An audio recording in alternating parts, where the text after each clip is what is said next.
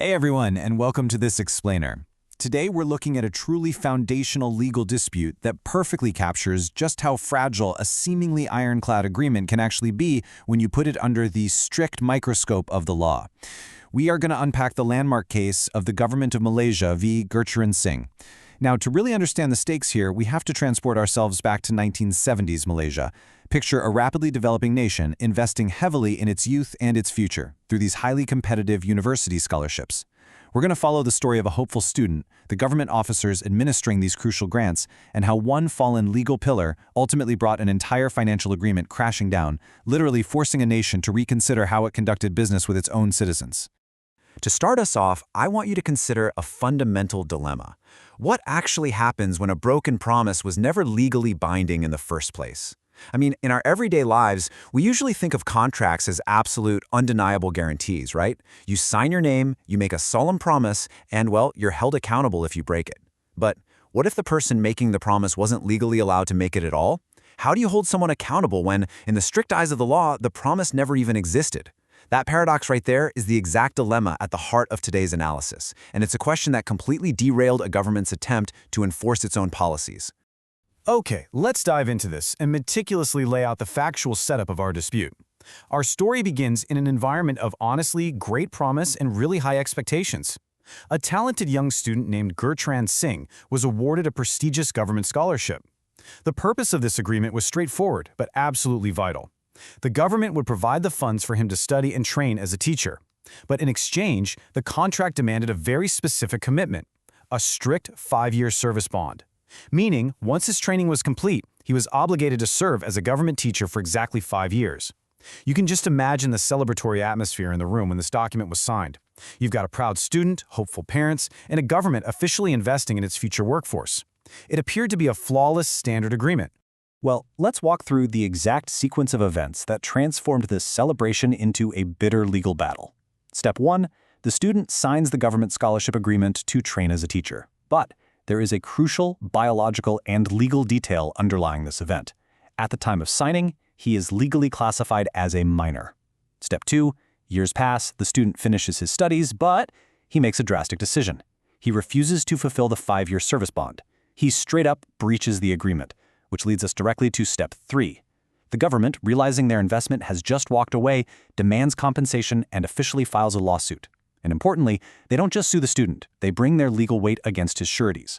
These are the guarantors, the parents or adult relatives who stood in that celebratory room years prior and legally promised to bear the financial burden if the student ever failed to meet his obligations. Now, let's slow things down a bit, because this is where the courtroom drama truly unfolds.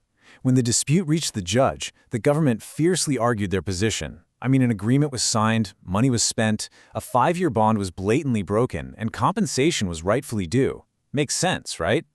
But the court had to evaluate the very foundation of the contract before even looking at the breach. The judge pivoted the entire case onto the status of the student at the exact moment the pen hit the paper. The undeniable fact was that Gurcharan Singh was a minor, and in contract law, being a minor isn't just some arbitrary age marker, it is a profound legal status that completely alters how the justice system views your actions, your responsibilities, and your agreements. The entire case hinged on the concept of legal capacity. It's defined as the legal ability to enter into a valid binding agreement. The court rigorously applied this principle, finding that because the student was a minor when he signed the scholarship documents, he fundamentally lacked this exact capacity. But you might be wondering, why does contract law take such a strict, almost paternalistic stance? Well, the law inherently assumes that minors, lacking life experience, can't fully grasp the immense gravity and long-term consequences of something as complex as a 5-year government service bond. So the legal system places this invisible shield around them. It's a strict requirement for capacity that prevents minors from binding themselves to severe financial or professional liabilities. So here is the ultimate consequence of that lack of capacity.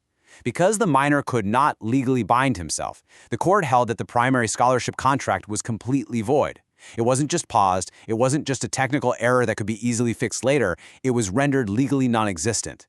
In the eyes of the court, a void contract produces zero legal obligations. You can just imagine the profound frustration of the government officers in that courtroom. They thought they held this ironclad signed document guaranteeing 5 years of teaching service, but in a single ruling, the total invalidation of the primary agreement caused the foundation of their lawsuit against the student to instantly evaporate into thin air. But remember, step 3 from our timeline earlier, the government didn't just sue the student. They also sued the sureties. So with the student completely off the hook because of his age, the government, determined to recover their financial investment, turned the full intimidating weight of their legal department entirely onto these adult guarantors. And the stakes for the sureties were incredibly high. After all, they were adults. They undeniably possessed full legal capacity. They had knowingly co-signed this document, making a solemn promise to the government that if the student failed to perform, they would step up and cover the financial losses. Which brings us to the most suspenseful and honestly legally fascinating paradox of the entire dispute. Think about this. If the main contract, the very reason the guarantors signed their names in the first place, is declared completely void by a judge, can those adult sureties still be held legally liable to pay the government back? Think carefully about the logic here. The guarantors explicitly promised to back up a specific contract. But if the law formally declares that this specific contract never validly existed, what exactly are they backing up? This brilliantly illustrates what legal scholars refer to as the domino effect. Because the primary contract is fundamentally invalid and void, the first domino, the student's legal obligation, was completely removed from the board. Therefore, the second domino literally cannot fall. The court determined that the liability of the sureties is entirely dependent on the validity of that primary contract. You simply cannot guarantee a void promise, period. As a direct result, the surety's obligation is wiped out, rendering them completely not liable for the government's financial losses. Let's lock in the final definitive rule established by the court. An invalid primary contract equals sureties who are not liable. The government lost its ability to enforce the service bond against the minor due to his lack of legal capacity, and by direct, unavoidable extension, they lost their ability to pursue the guarantors. The entire structure of the agreement collapsed because the core foundation was missing from the very beginning. However, while this locked in the final rule for this specific courtroom drama, the story didn't actually end there. The government quickly realized they couldn't just let this precedent stand. I mean, if they did, every single minor scholarship agreement in the country would be at risk of evaporating. So, this courtroom defeat set the stage for a massive, unprecedented legislative reaction. As we wrap up today's explainer, let's return to this final thought. How does age fundamentally alter legal accountability in our everyday agreements? Well, in the case of Government of Malaysia v. Gurcharan Singh, it altered it so fundamentally that the government was literally forced to change the rules of the game. Because of this exact courtroom loss, Parliament intervened and passed the Contracts Amendment Act of 1976. This bold legislative plot twist changed the law permanently, explicitly declaring that scholarship agreements with minors are legally valid and binding going forward. It's an incredible contrast. The original ruling established that a minor's contract was void, but the 1976 amendment ensured the nation's future investments were finally protected. It just goes to show how a single court case, pivoting on invisible technicalities like capacity, can force an entire nation to rewrite its laws. Thank you so much for joining me to explore this fascinating piece of legal history, and I'll see you in the next explainer.